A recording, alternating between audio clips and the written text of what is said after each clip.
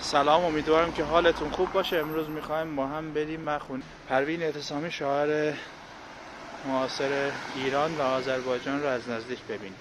مسیر دسترسی این موزه هم از طرف چایکنار هست که این قسمت هست، دقیقا یه ذره جلوتر از شهرداری منطقه 1 تبریز.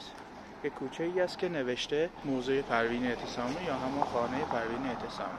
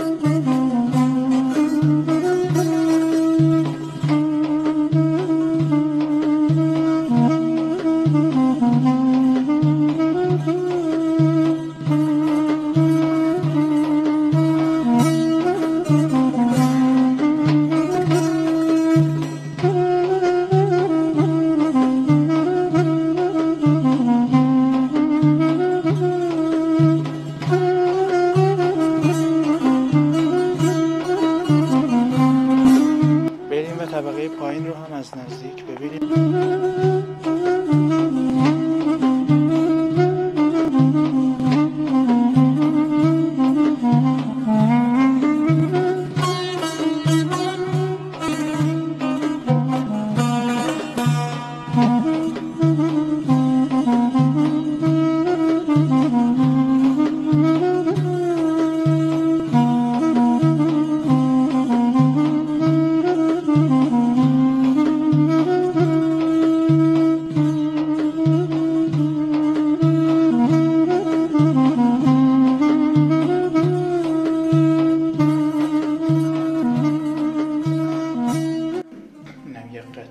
شعری هستش که خانم پروین اعتصامی روی سنگ قبر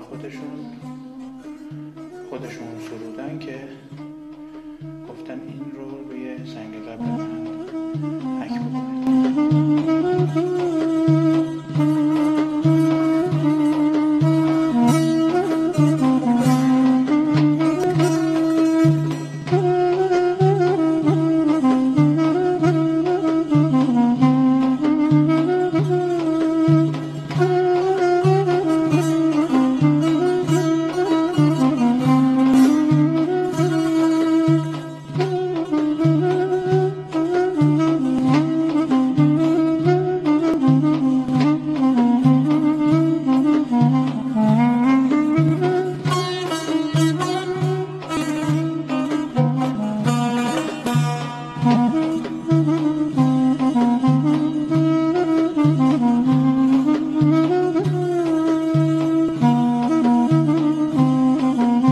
خانه پروین اعتصامی رو هم با هم از نزدیک دیدیم. امیدوارم که این ویدیو